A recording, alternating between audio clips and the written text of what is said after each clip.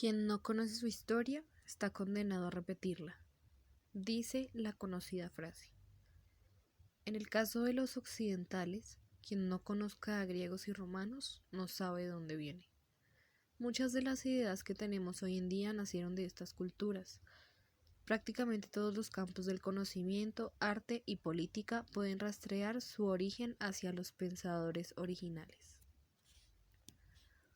Educación romana. La educatio romana o educación romana. Es importante aclarar que la educación proporcionada a los niños romanos es muy similar a la educación griega. Si lo desglosamos sería doctrina, la disciplina, el erudito y la institutio. ¿Qué es la educatio? Según Barrón, parte a la comardona, cría a la nodriza, aconseja al pedagogo y enseña al maestro. Donde se aplicaba la humanitas romana, saber, decir y vivir. Significa las artes, la cultura al servicio de la virtud moral, al servicio del gobierno. Al joven romano se le inculcaba los valores. Bonus agrícola, bonus colonus. Esto era óptimo propietario rural entregado a la agricultura o ganadería. También tenemos el bonus miles, que es un buen militar. Pero lo más importante era que el joven romano fuera un vir bonus, o sea, un hombre íntegro en el plano personal o colectivo, tanto para su familia como para la república o el imperio. Para llegar a esto, el alumno tendría que asimilar contenidos en varias materias, que su aprendizaje le proporcionara productividad, arte militar y derecho. Cabe aclarar que en Roma prevalecía la sintonía de la formación de valores de generación en generación. Cabe aclarar también que se buscaba que un tipo de maestro fuera su mismo padre o un anciano distinguido y prudente. En esta forma aprendía cuál era el poder de los relatores, el derecho de los que se oponían, la autoridad de los magistrados, la libertad de los demás, dónde era oportuno ceder, dónde se tenía que resistir, cuándo se tenía que callar, cuándo se tenía que hablar. Cuando llegó Catón el Viejo, se destiló un Birbonus ideal, ya que tornó de la paideia griega, tomando intelectualidad entre los otros, incluyendo los valores ponderados por la tradición romana, moral, derecho y milicia.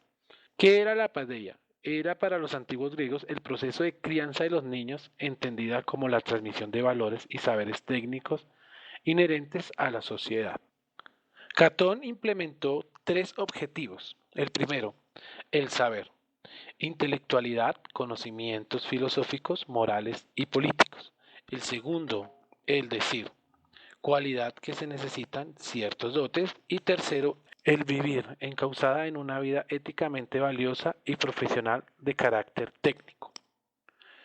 En el proceso de la educación romana se buscó la perfección y de allí nació el orator bonus y el vir bonus, dicendi peritus, el buen orador, ya que sus cualidades se usarían en la política y el terreno público. Esto es similar al sabio romano, aquel que sabía aplicar la cultura y la filosofía a su actividad política y profesional. Los contenidos de la educación romana se enfocaban en las siguientes áreas de conocimiento. Filología. Este comprendía la lengua griega y latina, gramática griega y latina, retórica griega y latina. También el área erudita, sentencias pitagóricas, obras clásicas, conferencias y declaraciones. Recordemos que el erudito es alguien o algo que tiene y demuestra una gran erudición, es decir, una vasta cultura sobre un tema en particular y unos sólidos, amplios y profundos conocimientos en una o múltiples disciplinas, materias o áreas, ciencias o artes. Erudito tiene como sinónimo docto, sabio, ilustrado, entendido, instruido. Como tercero tenemos científico filosófica. En esta veían astronomía, agricultura, arquitectura, historia, derecho, medicina, arte militar, música y filosofía. Cabe aclarar que los romanos no aceptaban la gimnasia, la veían como una práctica sin sentido y la asimilaban a la pederastia. La gimnasia la venía de los griegos, ya que los griegos veían pues el cuerpo como una belleza, pero para los romanos era motivo de vergüenza. También cabe aclarar que la pederastia no se veía igual que en nuestros tiempos, no incluía nada sexual como la actualidad. En Roma la música tampoco fue aceptada en el hombre, ya que lo veían como una bufonería y no era apto para un buen romano. Pero en las mujeres sí se practicaba, ya que se usaba para el arte de agradar como un lujo y refinamiento. Las instituciones educativas romanas. La familia. Era el núcleo o semillero de la educación romana, comenzando su etapa como una educación tradicional, procesando tradiciones ancestrales. Era importante la autoridad y el respeto por la figura del pater, familias. Esto significa que ni la madre tenía patria potestad sobre su hijo, era privativa sobre el padre. La tradición de un niño al nacer. Primero, el recién nacido se ponía a los pies del padre y él debía alzarlo para reconocerlo como suyo. Eso implicaba la legitimidad del niño, sobre él recaía la patria potestad y el compromiso del padre por educarlo y dotarlo de todo lo necesario para subsistir. A los 8 años recibía el nombre y la bulla. ¿Qué es la bulla? Una pequeña cápsula metálica colgada del cuello con sustancias en su interior a las que se le atribuía propiedades protectoras. El niño tenía que llevarla hasta los 17 años. A los 17 años se realizaba un ritual iniciático, consistía en cambiar la toga pretexta, cambiar la vestimenta de gala de los niños bordado de púrpura por toga viril, acto simbólico que representaba el paso de la infancia a la adolescencia y además donde los muchachos debían cantar su futuro académico o su futuro profesional. Las aportaciones de Roma más importantes. Algunas de las aportaciones de Roma más importantes a la humanidad son los puentes, el calendario juliano, los caminos que construyeron en gran parte del imperio, el hormigón, las basílicas, las cloacas, entre otros. Roma nació en el siglo VIII a.C., con la unión de varios pueblos latinos y sabinos. Los etruscos contribuyeron con la organización y el urbanismo de la ciudad. Pasó poco tiempo para que se convirtieran en una capital de un imperio con 1 millón de habitantes. La invasión de los bárbaros los obligó a organizar su defensa militar y a reflejarse tras un muro que se llamó Aureliano. El acueducto fueron los aportes más importantes de Roma al mundo. Fueron construidos con el propósito de llevar agua fresca a los centros urbanos de fuentes lejanas. Los diseñaron en forma de grandes estructuras con arcos, con inclinaciones ideales para que el agua no fluyera muy rápido. El calendario juliano, que fue otro de los aportes a la humanidad, se debe a su nombre a su inventor Juliano César, quien lo creó con el objetivo de que todo el imperio romano compartiera un calendario común. Se basaba en la duración de un año solar, aunque lo calculaba mal en unos 11 minutos y medio, por lo que luego es sustituido en muchas latitudes por el calendario gregoriano, que solo se le hizo unas pequeñas modificaciones. No obstante, el calendario juliano aún es usado en muchas iglesias ortodoxas. Instituyó los 12 meses del año: enero por el dios Janus, febrero por el festival Ferua, marzo por Marte, mayo por la diosa Maya, junio por la diosa Juno, abril, que significa aprire o abierto, en alusión al florecimiento de la primavera, julio por Julio César, agosto por el emprendedor Augusto, septiembre por el 7º mes, octubre por el 8º mes y así hasta llegar hasta diciembre. Otros de los aportes a la humanidad fueron las carreteras y autopistas. La construcción de uno de los sistemas de carreteras más sofisticados de la antigüedad fue una de las principales razones que facilitó la expansión y el dominio del Imperio Romano.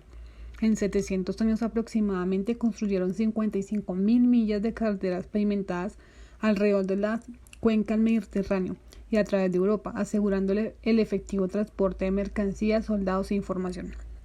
Otros de los grandes aportes a la humanidad fueron los números. Como con el calendario, los números romanos surgieron entre 900 y 800 a.C. como un método de conteo estándar que pudiese ser utilizado eficientemente en comunicaciones y en comercio. Otro de los grandes aportes fue el hormigón. Una de las razones por las cuales sus estructuras, como el Panteón, el Coliseo y el Foro Romano, se mantuvieron en gran pie fue durante tanto tiempo, es precisamente el material que usaron para construirlos y edificarlos, que se llamaba hormigón. Este compuesto que ellos crearon se difiere, que se conoce de unas rocas volcánicas llamadas tobas, las cuales permitían que el hormigón resultante aguantara posibles desintegraciones químicas y por lo tanto sus construcciones fuesen más duraderas. Otro de los aportes grandes a la humanidad fueron las basílicas. Aunque hoy una basílica se asocia casi exclusivamente con una iglesia cristiana, este tipo de estructuras fueron creadas por los romanos como un lugar para cualquier gran reunión, y el uso más común fue el de tribunales. El mejor ejemplo de este tipo de construcciones es la Basílica de Severán en Leptis Magna en 216 después de Cristo. También se destacaron en esta arquitectura unas grandes edificaciones usando características de arcos, cúpulas, incluyendo piscinas, cuartos fríos de aguas calientes, fuentes y bibliotecas. Otros grandes aportes a la humanidad fueron los periódicos. Roma fue el primer imperio que estableció un sistema para circular información entre pueblos, denominado acta diurnal, donde se circulaban los eventos diarios, acontecimientos políticos, juicios, campañas militares y ejecuciones. Otros grandes aportes fueron el derecho.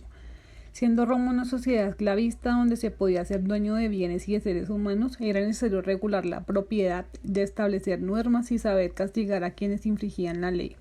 Así surge el derecho romano, que contemplaba normas, leyes, códigos y disposiciones que regulaban el comportamiento en el campo civil. La historia de Roma.